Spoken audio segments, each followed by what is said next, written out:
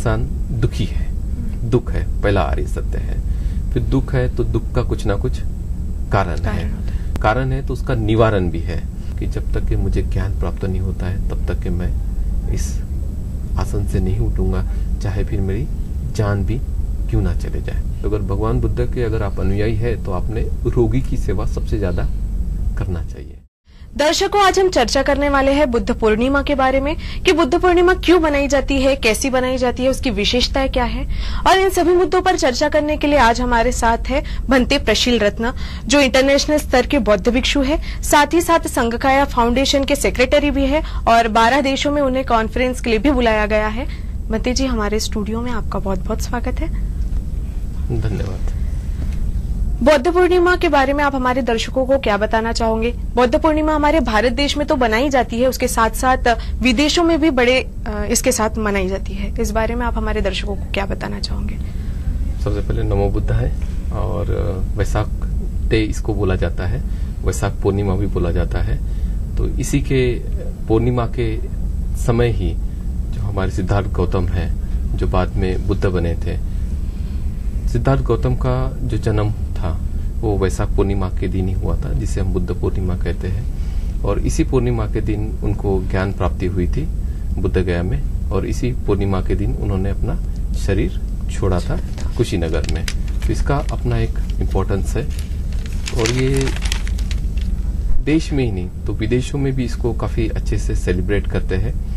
और खास करके आपको पता होगा कि यूनाइटेड नेशन जो कि सारे देशों का वर्चस्व रखता है, जो अमेरिका में एस्टैब्लिशमेंट है, वहां पे भी पिछले 5 सालों से वैशाख डे सेलिब्रेट करते हैं। यस, या हम ये कह सकते हैं कि बुद्ध जयंती वो सेलिब्रेट करते हैं। यूं तो धर्म बहुत सारे हैं, लेकिन एक ही धर्म है जो विश्व धर्म बना हुआ है। यूं तो गुरु बहुत है, लेकिन एक ही गुरु है जो विश्व गुरु बने हैं, वो है हमारे तथागत सम्यक संबुद्ध। तो उनकी जो जयंती है वो यूनाइटेड नेशन में भी मनाते हैं और सिर्फ उन्हीं की जयंती वो वहां सेलिब्रेट की जाती है। क्योंकि भगवान बुद्ध ने जो बोला है वो सभी जो बातें हैं जो 2500 साल पहले उन्होंने बोला था वो आज भी बहुत रिलेवेंट है। और इसी बात को हम देखते हैं कि जो भी आसपास के जो बुद्धिस्ट कंट्रीज है तो वो भी काफी अच्छे से इसको सेलिब्रेट करते हैं।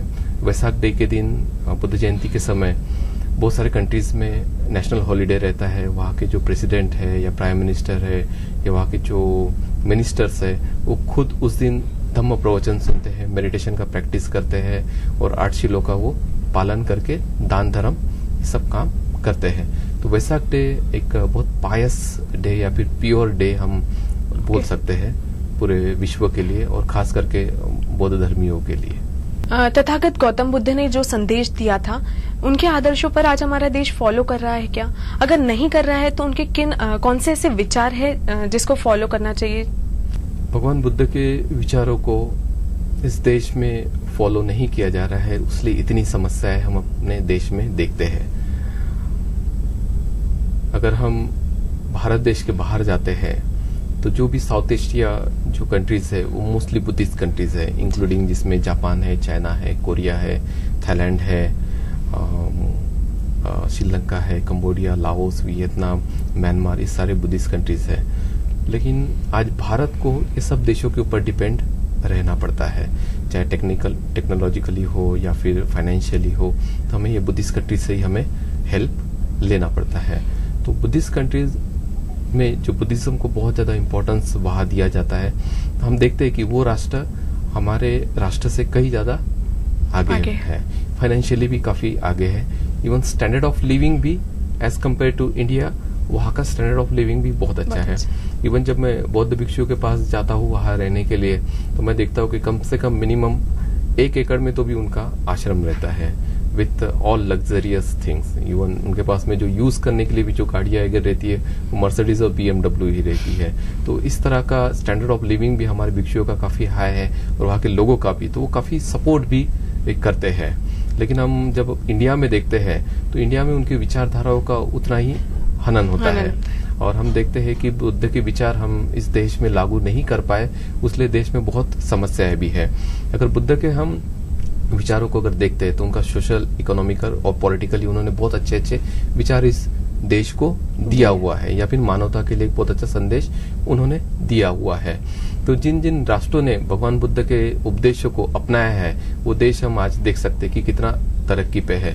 और वहाँ हम देख सकते हैं कि महिलाओं का कितना सम्मान होता है उस देश में। और इस देश में हम देखते हैं कि आजकल आए दिन बलात्कार और अलग अलग चीजें होती रहती है महिलाओं के साथ में, क्योंकि इस देश में उतना ही भगवान बुद्ध की जो शिक्षा है उसको अपनाया नहीं गया है। इसलिए हम देख सकते हैं यहाँ गौतम बुद्ध के विचार जो सदैव प्रेरणा देने का कार्य कर रहे हैं हमारे लिए, उन विचारों के बारे में कुछ आप हमारे दर्शकों को बताना चाहें? भगवान बुद्ध के बहुत विचार है और बहुत अच्छे अच्छे विचार है।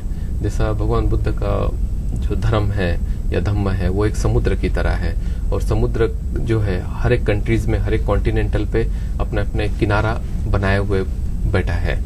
तो हर एक इंसान को लगता है कि जिस किनारे पे वो है वो किनारा बहुत सुंदर है और बहुत अच्छा है। तो उसी तरह से भगवान बुद्ध के जो विचार है जिसमें मैत्री है, करुणा है, उपेक्षा है, समता है, शील है, आर्य अष्टांगिक मार्ग है और मेडिटेशन है और ऐसी बहुत सारी जो चीजें हैं वो बहुत कुछ भगवान बुद्ध ने मानवता के लिए बताया है। तो जिनको जो अच्छा लगता है वो उस चीज को लेके लोग उसका अभ्यास करते हैं और अपने जीवन में सुख और शांति प्राप्त करते हैं। बंते जी, 4 आर्य सत्य के बारे में आप क्या बताना चाहोगे? भगवान बुद्ध का जो धर्म है या भगवान बुद्ध के धर्म का जो बेस है वो 4 आर्य सत्य और आर्य अष्टांगिक मार्ग पर ही है। तो पहला जो 4 आर्य सत्य बोलते हैं जिसे हम या 4 नोबल ट्रूथ उसमें इंग्लिश में बोलते हैं। तो ये 4 नोबल ट्रूथ है। ट्रूथ तो ट्रूथ रहता है, सच तो सच रहता है, पर इसमें भगवान बुद्ध ने बोला है कि आर्य है। आर्य इसीलिए कि ये हर समय, हर साल या किसी भी समय में ये चेंज होने वाला नहीं है। तो क्या चेंज होने वाला नहीं है? तो पहला है कि इंसान दुखी है, दुख है, पहला आर्य सत्य है। फिर दुख है तो दुख का कुछ ना कुछ कारण है। फिर उसका कारण है तो उसका निवारण भी है, और निवारण है तो उसके लिए मार्ग भी है। उसके लिए आर्य अष्टांगिक मार्ग उन्होंने बताया। तो दुख है, पहला आर्य सत्य है दुख। तो दुख क्या है? तो भगवान बुद्ध कहते हैं कि जाति भी दुखा। जब हम जन्म लेते हैं तभी इंसान का जो है वो दुख से शुरुआत होती है। कोई भी बच्चा जब पैदा होता है तो हंसते हंसते वो पैदा नहीं होता है, वो रोते हुए पैदा होता है। तो जाति भी दुखा मतलब जन्म ही दुख का कारण है। जाति भी दुखा। फिर जरा भी दुखा मतलब इंसान को कोई ना कोई बीमारी होती ही है, जैसा ऐसा वो बढ़ते रहता है। तो जरा भी दुखा, व्याधि भी दुखा, मरणम भी दुखम। तो जन्म भी दुख का कारण है, उसके बाद में बीमारी दुख का कारण है, जब वो बूढ़ा हो जाता है वो भी दुख का कारण है, और जब मरना आता है तो मरना भी दुख का कारण है। ये सब कारण भगवान बुद्ध ने एक दुख नाम के कंसेप्ट में उन्होंने डाल दिया है। बाद में भगवान बुद्ध कहते हैं कि जो प्रिय व्यक्ति है हमारे से अगर दूर चले जाता है तब भी हमें दुख होता है, और जो अप्रिय व्यक्ति है, जो हमें प्रिय नहीं है, वो अगर इंसान हमारे कांटेक्ट में आता है तब भी हमें दुख होता है। तो ऐसी बहुत सारे दुख आज तो हम देखते हैं कि बहुत सारे लोगों को अलग अलग प्रकार के दुख है। अगर सोशल, पॉलिटिकल, इकोनॉमिकल भी हम ये दुख बोल सकते हैं।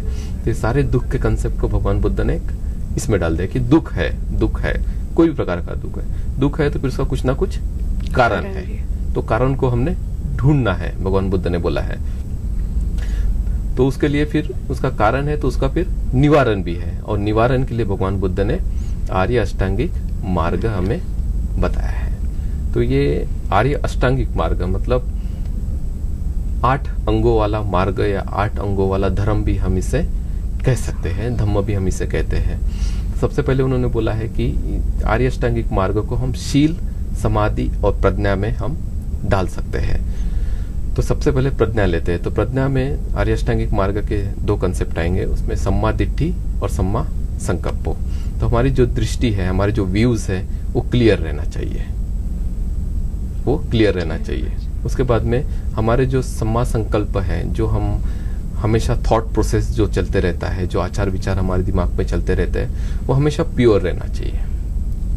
तो प्योरिटी में क्या रहना चाहिए कि मैंने शीलों का पालन करना है, मैंने आर्य अष्टांगिक का मार्ग का फॉलो करना है, मुझे मेडिटेशन करना है, और मुझे हिंसा नहीं करना है।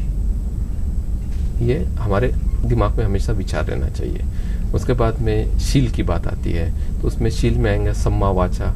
हमारी जो वाचा है वो बहुत निर्मल रहना चाहिए, बहुत सॉफ्ट रहना चाहिए। मैं बुद्धिस्ट लोगों को मैं कहना चाहूँगा कि भगवान बुद्ध ने बोला है कि आपकी जो वाचा है बहुत सॉफ्ट रहे, बहुत निर्मल रहे, क्योंकि ये वाचा से ही हमारे बहुत सारे प्रॉब्लम्स क्रिएट होते हैं।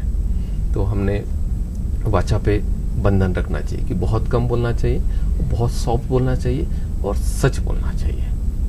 उसके बाद में सम्मा कम्मंतो, हमारे जो कर्म है, वाचिक कर्म वाचा से, शारीरिक कर्म जो शरीर से हम करते हैं, और मानसिक कर्म जो मन से हम करते हैं, तो ये सम्मा होना चाहिए, यानी अच्छे होना चाहिए, इसमें किसी का नुकसान नहीं होना चाहिए। तो इस तरह के कर्मों का भी हमने ध्यान रखना है। फिर सम्मा आजीवो, मतलब हमारी जो आजीविका रहती है वो सम्यक रहना चाहिए। किसी को लूटपाट करके हमारी आजीविका नहीं आना चाहिए, किसी को काट पीट करके हमारे घर पे पैसा नहीं आना चाहिए।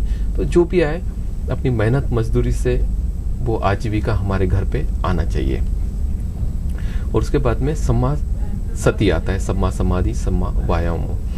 तो सम्मा वायामो में ये आता है कि हमारे मन पे हमने नियंत्रित रखना चाहिए अपने मन को, क्योंकि भगवान बुद्ध ने जो धर्म की बात किया है तो मन की बात किया है, आत्मा की बात उन्होंने नहीं किया, परमेश्वर की बात उन्होंने नहीं किया है। तो सम्मा वायामो मतलब कि मन में हमने अच्छे विचार लाना है, और अच्छे विचार अगर नहीं है तो उस अच्छे विचारों को हमने बाहर कर देने का है, और जो चीजें नहीं है वो हमारे मन में लाना है, और जो चीजें है उसको हमने अपने मन में रखना है।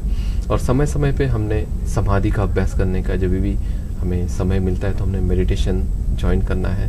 भगवान बुद्ध ने भी 40 प्रकार के मेडिटेशन के ऑब्जेक्ट्स हमने दिए, भगवान बुद्ध ने दिए हैं। और बाद में साथ ही साथ सम्मा सती और माइंडफुलनेस का हमने प्रैक्टिस करना है कि डे टू डे लाइफ में हमने एटलीस्ट 10 मिनट के लिए, 15 मिनट के लिए तो भी माइंडफुलनेस, सम्मा सती जिसे हम कह सकते हैं, या जागरूकता हम कह सकते हैं, उसका हमने अभ्यास करना है।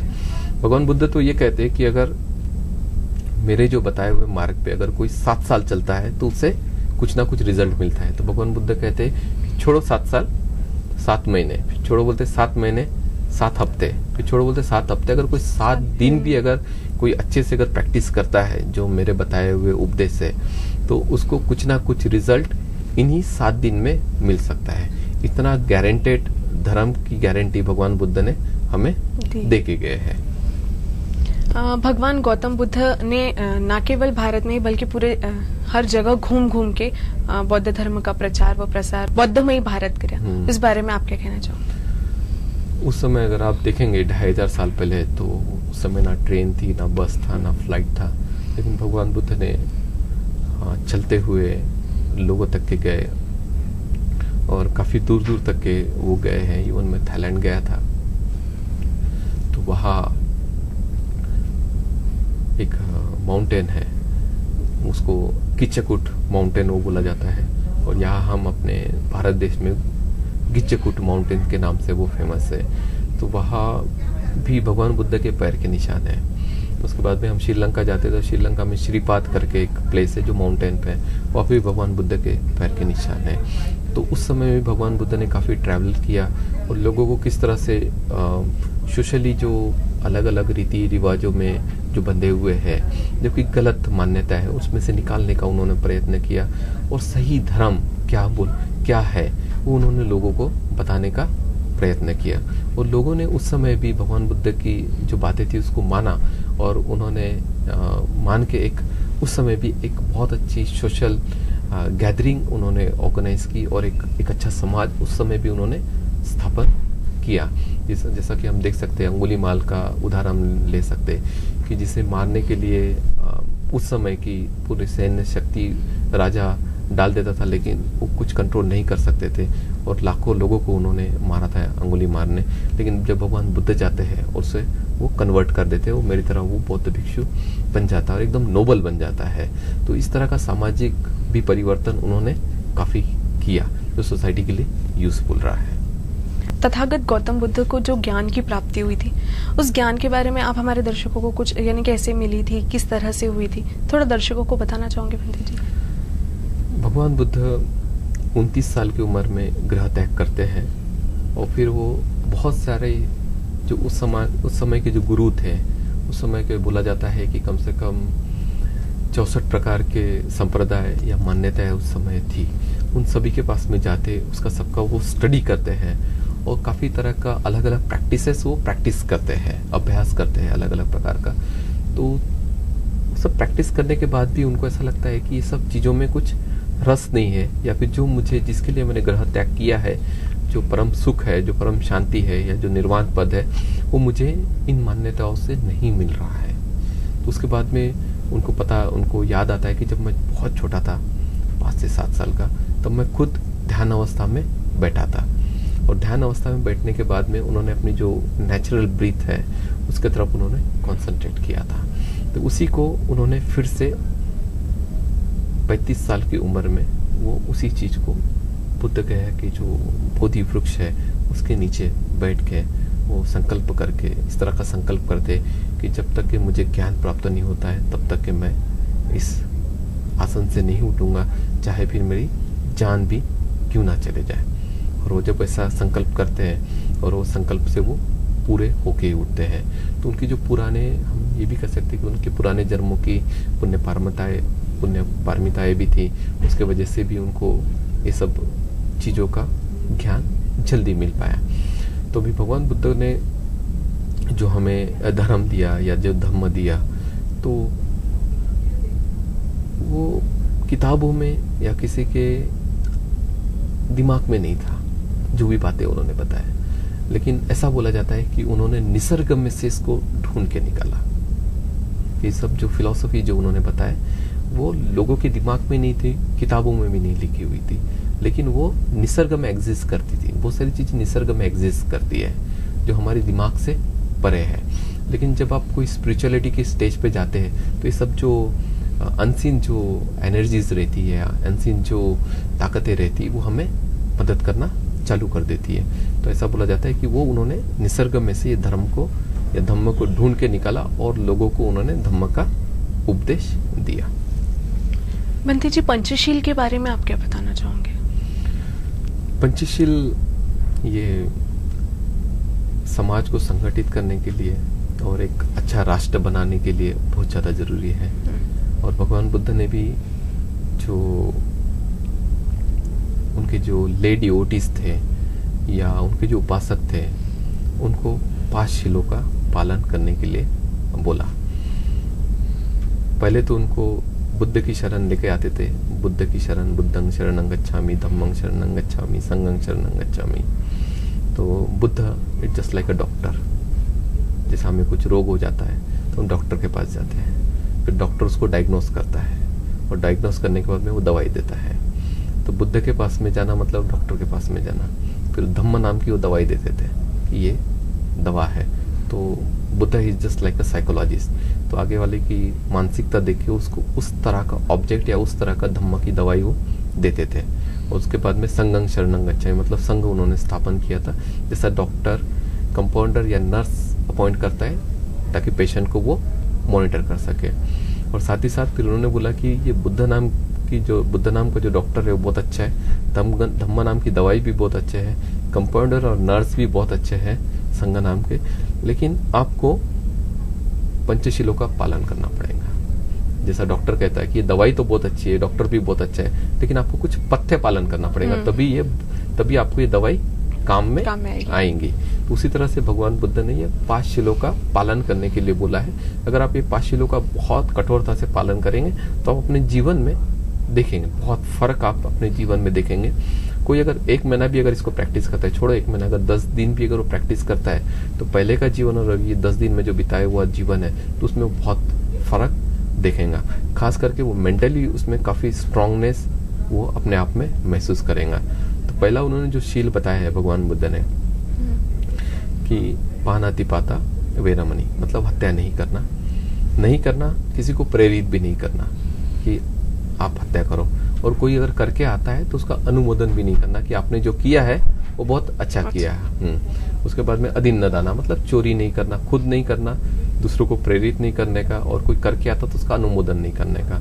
उसके बाद में कामेसु मिच्छाचारा मतलब व्यभिचार नहीं करना, पति ने पति धर्म निभाना है, पत्नी ने पत्नी धर्म निभाना है, किसी को उसके लिए प्रेरित भी नहीं करने का है। और जब तक शादी नहीं होती तो ब्रह्मचर्य का पालन भी लड़का और लड़की ने करना है। और उसके बाद में मूसावादा मतलब झूठ नहीं बोलना है, कटु वचन नहीं बोलने का है, किसी को बैक बैटिंग नहीं करने का है, स्टैबिंग नहीं करने का है, चुगली नहीं करना है, कटु वचन नहीं बोलना है, झूठ नहीं बोलने का है, हमेशा सॉफ्ट बोलने का है। तो इससे आपका माइंड भी कंट्रोल में रहता है और आपकी जुबा भी काफ़ी क्लियर हो जाती है। और उसके बाद में 5वां सील उन्होंने दिया है कि सूरा मेरा मज्जे को माद ठाना, मतलब किसी भी प्रकार का हमें नशा पता नहीं करना है, चाहे वो नशा पता बीड़ी सिगरेट इस चीज़ का हो। किसी को बड़ा नशा रहता, पैसे का नशा रहता है, किसी को अपनी खूबसूरती का नशा रहता है, किसी को पॉलिटिकल पावर का भी नशा रहता है, या फिर किसी को अपने नॉलेज का भी बहुत नशा रहता है। तो ये सब चीज़ों के नशे से भी भगवान बुद्ध ने दूर रहने के लिए बोला है। अगर वो ये सब नशों से अगर दूर रहता है तो हम कह सकते हैं he is a good Buddhist, चाहे वो किसी मुस्लिम धर्म का पालन करे, इस्लाम धर्म का पालन करे या हिंदू धर्म का पालन करे। लेकिन अगर वो पांचशीलों का पालन करता है तो मैं कहूँगा कि वो सही मायने में भगवान बुद्ध का वो स्टूडेंट है या भगवान बुद्ध का वो अनुयायी है। तथागत गौतम बुद्ध के विचार आज की युवा पीढ़ी में यानी कि युवा पीढ़ी को बताने के लिए या उनको प्रेरणा देने का कार्य करने के लिए कई प्रकार के मेडिटेशन सेंटर या किसी चीज़ की स्थापना की जाती है, इस बारे में आप क्या कहना चाहोगे? भगवान बुद्ध के जो विचार हैं 2500 साल पुराने हैं पर आज भी उतने ही रिलेवेंट हैं। जैसे हम बहुत बड़े साइंटिस्ट हैं अल्बर्ट आइंस्टाइन, तो अल्बर्ट आइंस्टाइन कहते हैं कि आने वाला जो युग है वो वैज्ञानिक युग है और इस वैज्ञानिक युग में बहुत सारे प्रश्न युवा पीढ़ी उठा सकती है, विज्ञान उठा सकता है। तो इन सारे प्रश्नों का अगर कोई उत्तर दे सकता है तो वो बुद्धिज्म है।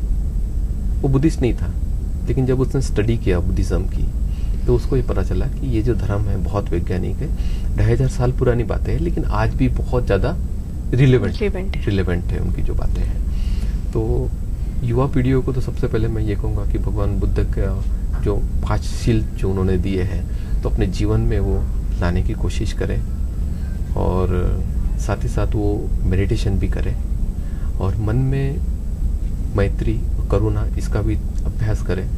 और साथ ही साथ मैं ये भी कहूँगा कि मन में जेलेसी ना रखे किसी प्रकार का, और किस तरह से हम लोगों को मदद कर सकते हैं, फिजिकली रहो, मॉनिटरी रहो या मेंटली रहो, किस तरह से हम उनको मदद कर सकते हैं। तो और भगवान बुद्ध ने ये भी बोला है कि जो रोगी की सेवा करता है वो मेरी सेवा करता है। तो अगर भगवान बुद्ध के अगर आप अनुयायी है तो आपने रोगी की सेवा सबसे ज़्यादा करना चाहिए, तो ताकि आप अपने जीवन में कुछ परिवर्तन या ट्रांसफॉर्मेशन आप ला सकते हैं। पंडित जी, आप हमारे चैनल के माध्यम से हमारे दर्शकों को कुछ मैसेज देना चाहोगे?